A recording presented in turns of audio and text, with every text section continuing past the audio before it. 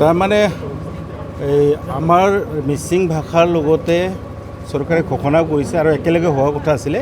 কিবা এটা টেকনিকেলি কাৰণত মিচিং ভাষাটো প্ৰথমতে প্ৰৱৰ্তনটো হৈ গ'ল আৰু ইতিমধ্যে আৰম্ভ হৈছে।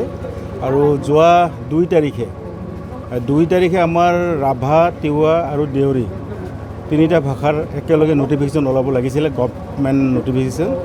কিন্তু মানে উপায় নাই, এটা মানে আমাৰ ৰাভা হাছঙৰ MCC model code of conduct লাগি থকাৰ কাৰণে আমাৰ ৰাভা হাছং নটিফিকেশ্যনটো নলালে।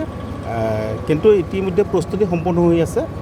আৰু তাৰপিছতে কি হ'ল, আৰু এটা হেঙাৰ হ'ল আপোনাৰ পঞ্চায়তৰ 2 তাৰিখে 5 বজাত আকৌ MCC লাগি গ'ল। সেইকাৰণে অলপ পলম হ'ল, আমি এমাহলৈকে ৰখিব লাগিব। তাৰমানে এইটো আমাৰ এপ্ৰিল মে মাহলৈকে আমাৰ ৰখিব লাগিব। তাৰপিছত এই পঞ্চায়ত ইলেকশ্যনৰ পিছতে আমাৰ গভৰ্ণমেণ্ট নটিফিকেশ্যনটো ওলাই যাব আৰু তেতিয়াই আমাৰ আৰম্ভ হোৱাৰ দিনটো আমি ঘোষণা কৰিম। কিমানখন স্কুলত হ'ব? আমিতো প্ৰথমতে চৰকাৰৰ ওচৰত আমি 702খন বিচাৰিছিলোঁ, কিন্তু চৰকাৰে প্ৰথমতে আমাক 105খন এতিয়া আমি এটা দাখিল কৰিছোঁ। আমাৰ গোটেই অসমৰ মানে 2খন জিলাত কৰিছোঁ এতিয়া। ৰাভা আমাৰ হাছং অট'নমাছ কাউন্সিল এলেকাৰ গোৱালপাৰা জিলাত 81খন প্ৰাথমিক বিদ্যালয় আৰু কোকৰাঝাৰ জিলা তাত আমি 24খন, মুঠ 105খন। আমাৰ প্ৰথম পৰ্যায়ত কামৰূপ জিলাত ইয়াৰ পৰৱৰ্তী পৰ্যায়ত হ'ব, কাৰণ প্ৰথম অৱস্থাত কি হ'ল, একদম 100% ৰাভা ভাষা প্ৰচলিত বা ব্যৱহৃত এই অঞ্চলৰ বিদ্যালয়সমূহত প্ৰথমতে আৰম্ভ কৰিব। তাৰ কাৰণে আমি সেইমতে আমি 105খন প্ৰথম পৰ্যায়ত আমি দাখিল কৰিছোঁ আৰু চৰকাৰে সেই হিচাপতে প্ৰৱৰ্তন কৰিবৰ কাৰণে আগবাঢ়িছে। আৰু সেয়া নিশ্চয় আমাৰ 1 মাহৰ পিছতে আমি এইটো ডিচিশ্যনটো ল'ব পাৰিম, নটিফিকেশ্যন ওলোৱাৰ পিছতে কেতিয়া আমি আৰম্ভ কৰিম। আজি প্ৰতিষ্ঠা দিৱস আছিল, হয়, ৰাভা সাহিত্য সভাৰ কি কাৰ্যসূচীৰে আজি প্ৰতিষ্ঠা দিৱসটো আমি অন্যান্য বছৰ খুব আড়ম্বৰপূৰ্ণ হিচাপে অনুষ্ঠিত কৰি আহিছিলোঁ। কিন্তু এইবাৰ ৰাভা হাছং ইলেকশ্যন আৰু আমাৰ এই ৰাভা মানে মাধ্যমৰ বহু কাম আমাৰ কাজবোৰ চলি আছিলে। তাৰ পৰিপ্ৰেক্ষিতত আমি এইবাৰ অনুষ্টুপীয়াকৈ অনুষ্ঠিত কৰিছোঁ এইখন কেন্দ্ৰীয় কাৰ্যালয়তে। আৰু আজি অনুষ্টুপীয়া কাৰ্যসূচী আমাৰ প্ৰথমে পতাকা উত্তোলন, আমাৰ মাননীয় সভাপতি অমৰ সিং কোচ মহাশয়ে তেখেতে পতাকা উত্তোলন কৰিলে। তাৰপিছত আমাৰ উপসভাপতি সত্যজিৎ ৰাভা ডাঙৰীয়া তেখেতে শ্বহীদ স্মৃতি তৰ্পণ কাৰ্যসূচী সমাপন কৰিলে।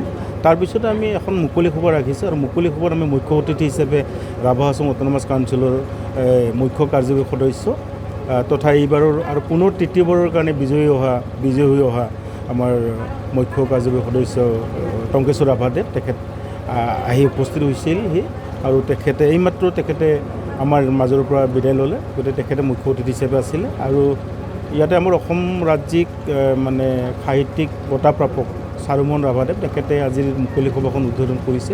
আৰু তেনে মানে বিশিষ্ট ব্যক্তিসকল থকাৰ উপৰি ৰাভা জাতীয় সংগঠনৰ আৰচু, SSDC, ARWC, ARKS আদি কৰি বিশিষ্ট লোকসকল আজি উপস্থিত আছিলে।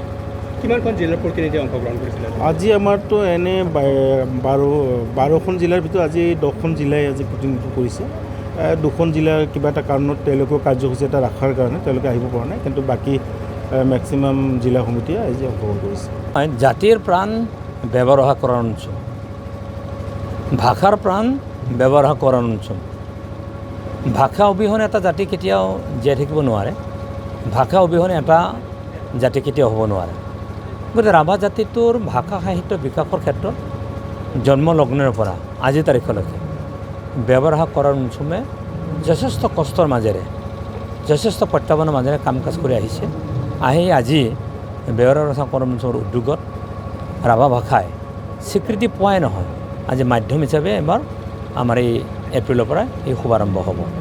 তো এইটো ব্যৱহাৰ কৰাৰ অঞ্চলৰ কৃতিত্ব আৰু ইয়াৰ লগত বহু মানুহ জড়িত হৈ আছে, ডাইৰেক্টলি আৰু ইনডাইৰেক্টলি সাহিত্যিকসকল জড়িত হৈছে, অন্যান্য জাতীয় সংগঠনসমূহ জড়িত হৈ আছে। গতিকে ব্যৱহাৰ কৰাৰ অঞ্চল যিমানে জীয়াই থাকিব, সুস্থ হৈ থাকিব, স্বাস্থ্যৱান হৈ থাকিব, সিমানে ভাষা সাহিত্যৰ বিকাশ হ'ব। আৰু মই আজিৰ দিনটোত মই তাকেই ক'ম যে ব্যৱহাৰ কৰাৰ অঞ্চল সুস্থ হৈ থাকক, স্বাস্থ্যৱান হৈ থাকক, জাতিৰ কাৰণে, ভাষাৰ কাৰণে, সাহিত্যৰ কাৰণে কাম কাজ কৰি যাওক। আৰু তাৰ কাৰণে ভগৱানে সাহস দিয়ক, ঋষি বাৰেশ্বৰ মই প্ৰাৰ্থনা জনাইছোঁ, সাহস দিয়ক। আৰু ৰাভা হাছং সাহিত্য সভাৰ পৰিষদৰ তৰফৰ পৰা ডেফিনেটলি ৰাভা সাহিত্য সভাক আগবঢ়াই নিয়াৰ ক্ষেত্ৰত আমাৰ ভূমিকা আছে, ভূমিকা আমি গ্ৰহণ কৰিম। নতুনকৈ আৰু RLP 50টা আমি দিবৰ কাৰণে আমি সিদ্ধান্ত ইতিমধ্যে গ্ৰহণ আমি কৰিছোঁ কাৰণ যিহেতু 105খন স্কুলতহে ৰাভা মাধ্যমটো আৰম্ভ হ'ব তো বাকী যিখিনি মাধ্যম না ভাষা পাহৰিছে তাত এটা আমি পৰিৱেশ আনিব চিন্তা কৰিছোঁ যাতে অন্ততঃ ক্লাছ LP স্কুল পৰ্যায়ত যদি ভাষাটো শিকিবৰ আৰম্ভ কৰে তেতিয়া অসম চৰকাৰে নিশ্চিত ৰূপত তাত মাধ্যম দিবৰ কাৰণে বাধ্য হ'ব গতিকে এই ধৰণে আমি আগবাঢ়ি যাব লাগিব আৰু মই ৰাভা সাহিত্য সভাৰ সকলো ধৰণৰ উত্তৰোত্তৰ মই কামনা কৰোঁ যিকোনো খবৰৰ বাবে যোগাযোগ কৰক 7099017330 লগতে 7099017110 নম্বৰত